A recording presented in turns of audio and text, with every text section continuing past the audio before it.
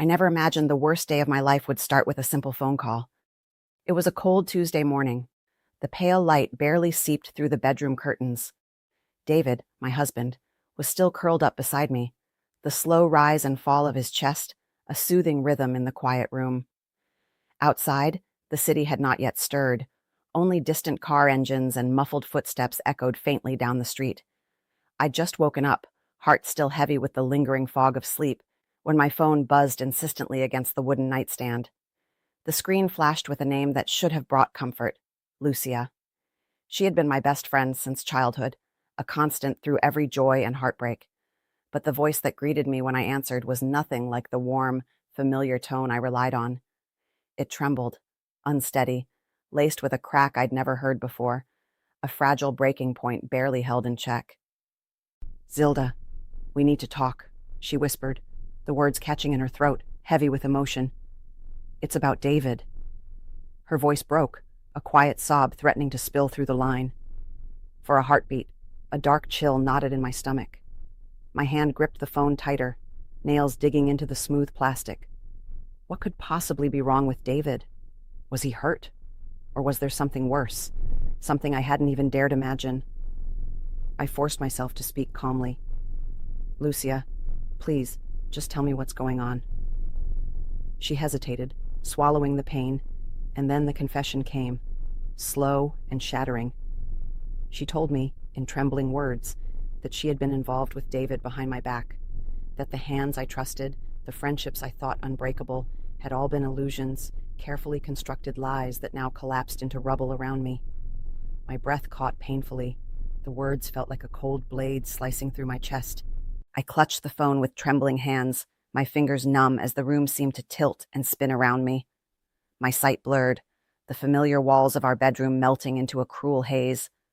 Was it true? How could my best friend, the person who stood by me through every hardship, be the same woman who had betrayed me? Could David, the man I had loved and built my life with, be living a secret I never guessed? The silence that followed was worse than any scream. An overwhelming loneliness wrapped around my heart, suffocating and raw. My mind raced, drowning in waves of disbelief and hurt, trapped in that moment where trust evaporated like mist in the morning sun. That single phone call was the fracture I never expected, a break so deep it unraveled everything I believed in. But it wasn't only their betrayal I had to face. It was the reckoning of my own strength, the painful task of standing on shattered ground and finding a way to carry on. This was more than a tale of infidelity.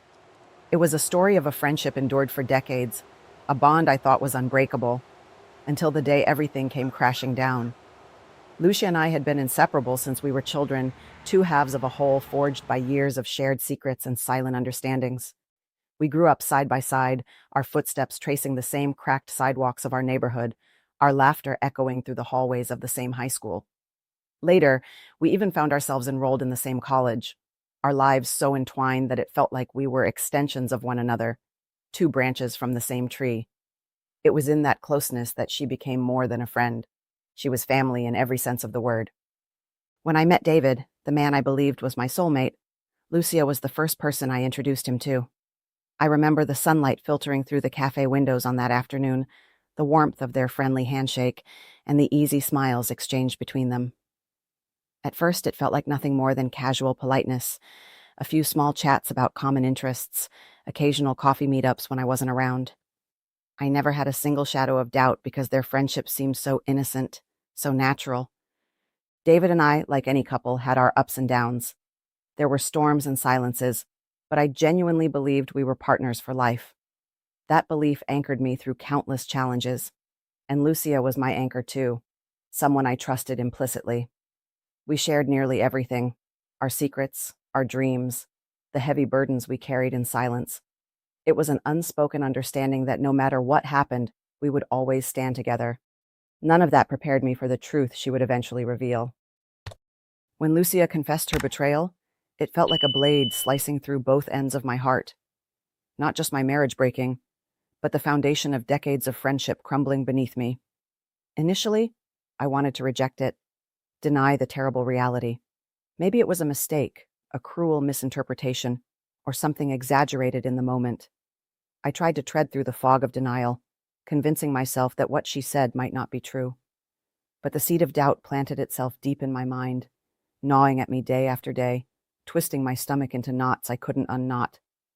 I couldn't help but recall the small signs I had overlooked. The sudden surge of texts on David's phone late at night. The vague excuses he offered when plans spontaneously changed. The way their smiles, the ones exchanged when they thought no one was watching, sometimes held a secret energy I couldn't place at the time. Looking back, those moments now felt like sharp pangs of betrayal, hidden in plain sight. This wasn't just some fleeting affair or careless mistake. It was a lifetime of shared memories, the endless conversations, the laughter, the silent support during my darkest moments, twisted into something bitter and toxic.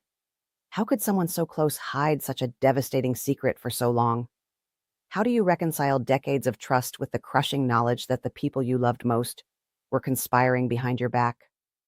The more I dwelled on these questions, the clearer it became that I had been living in a beautiful illusion, a fragile bubble that burst cruelly the moment the truth confronted me. And denial, no matter how stubborn, could not cage the harsh light of the truth forever. In that suffocating moment of reckoning, I knew I couldn't turn away anymore. I needed to uncover everything: the depth of the betrayal, the lies layered beneath years of friendship, and the fractures within my marriage. Because only by facing the darkness could I even begin to understand if there was any hope left to salvage what was left of my broken world. I started piecing together moments that had once confused me, little fragments of awkwardness and secrecy that now took on a sinister clarity. I remembered how David's phone would suddenly lock the second I glanced at it, a quick flick of his hand, the screen darkening like a sudden breach in trust. And then there was Lucia, canceling plans with vague excuses that felt rehearsed, their withdrawn explanations echoing hollowly in my mind. I found myself sinking into a shadowy world of suspicion, unable to resist the urge to spy on them, not out of curiosity, but from a desperate attempt to clutch at some semblance of control slipping through my fingers like smoke. The air between us grew charged with unspoken tension, thick and suffocating, more palpable than the musty smell of the old curtains in our living room. Every encounter with Lucia twisted into agony. We met in public places, coffee shops with dim lighting or quiet parks, where our words were forced into polite, hollow exchanges. But my silence screamed everything they couldn't say. I wanted to confront her, to tear down the walls of lies with shouted accusations, but fear rooted me in place. I was caught in a devastating limbo, clinging to the remnants of a cherished friendship, while simultaneously needing to expose the unbearable truth hidden beneath. David's behavior morphed into something colder, more elusive, an enigma wrapped in silence. His eyes, once warm and inviting, flickered with shadows of guilt and secrecy that made my chest tighten painfully every time I looked at him. The man I had loved, the one I had promised my life to, was fading into a stranger. An invisible barrier had sprung up between us, thick as fog, carrying whispers of betrayal. And Lucia, the woman I once counted on like family, had become the source of a wound so deep it bled in every corner of my heart. One night, the unbearable weight pressed so hard against my ribs that I could no longer hold it in. The house was cloaked in darkness, only faint moonlight slanting through the blinds, casting fractured patterns across the walls. The silence hung thick around us, making every breath sound amplified, every tick of the clock a cruel reminder of time running out. I sat opposite David, words lodged like stones in my throat, gathering the courage to shatter the fragile calm between us. When I looked into his eyes, the denial I expected never came. Instead, his gaze bore the heavy truth that had been lurking beneath the surface. He didn't deny it, not truly. His silence spoke louder than any confession could. The hardest part wasn't hearing the truth. It was realizing that for him, this wasn't a foolish mistake driven by momentary weakness. It was a relationship that had lived and breathed, a secret life that had grown real in the shadows. I finally summoned the courage to speak Lucia's name, an accusation hanging in the air like poison.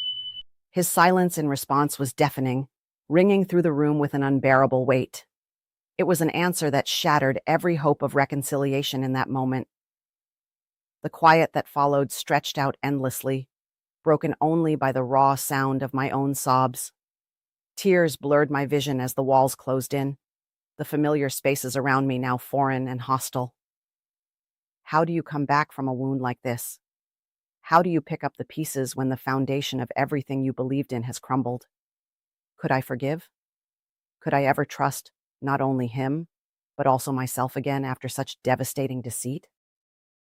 I knew then that the next step I took wouldn't just decide the fate of my marriage, it would change the course of my life forever. I arranged to meet Lucia one last time. The place we chose was the old cafe where we had once spent countless afternoons wrapped in a cocoon of dreams and laughter, a refuge from the chaos of the world. The very walls of that cafe seemed to hold echoes of our shared past.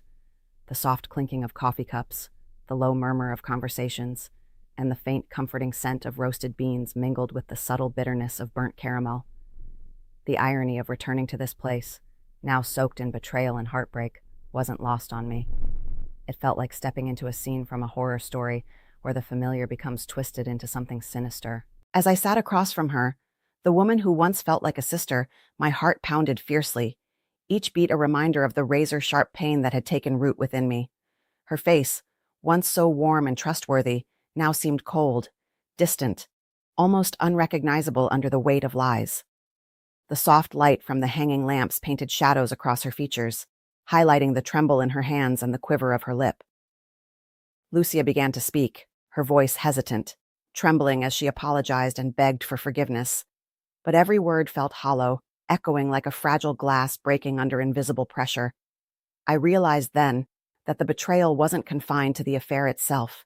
It was the invisible web of lies spun over years. The secret messages flashed on hidden screens, the stolen moments concealed behind smiles we once thought genuine, the silent deception woven seamlessly into our everyday lives.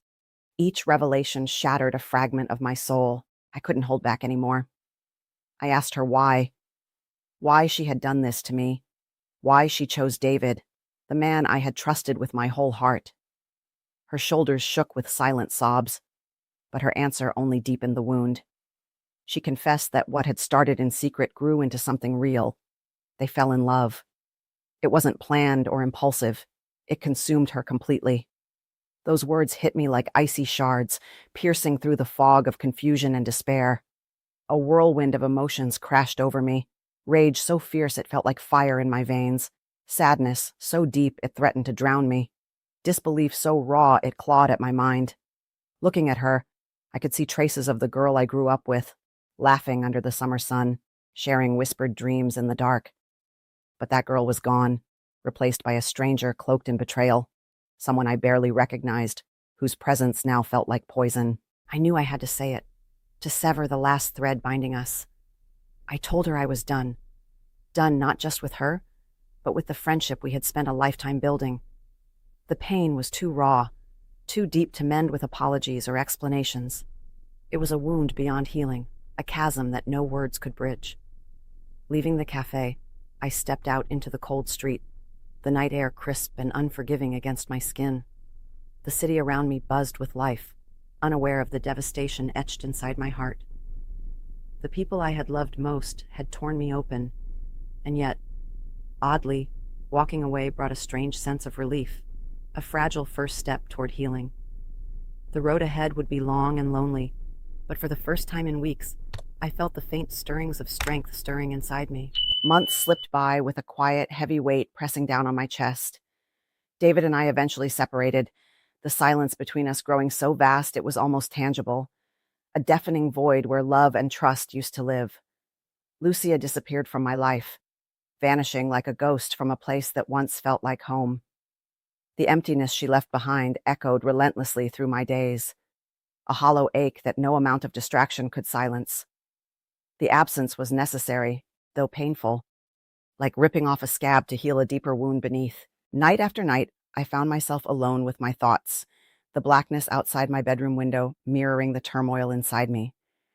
I replayed every moment, tracing back through our friendship, the fragile threads of my marriage, and most painfully, the reflection staring back at me through the mirror. The woman I saw was raw, fractured, but slowly beginning to rebuild herself piece by piece. Betrayal had come from the most unexpected places, those I had loved and trusted without question, but I realized it didn't define who I was or dictate my future. Losing David and Lucia, the two people I thought would stand by me forever, forced me to confront a deeper truth about strength. I discovered that some people aren't meant to stay in your life no matter how deeply their roots have grown in your soul. Sometimes those roots are choking vines, strangling your light and pulling you down into shadows you never wanted to enter. Letting go wasn't a failure, it was survival. Now, slowly, I am rebuilding. Not just my home, which once felt like a sanctuary, but now felt alien and cold, but the fragile trust in others, and most importantly, in myself. I have learned to listen to the quiet stirrings of my instincts again, to trust the strength I never thought I possessed. Part of me grieves what was lost, the laughter, the shared memories, the dreams we once spun together. But another part knows this piercing pain carved out space for wisdom and resilience I carry now in my bones.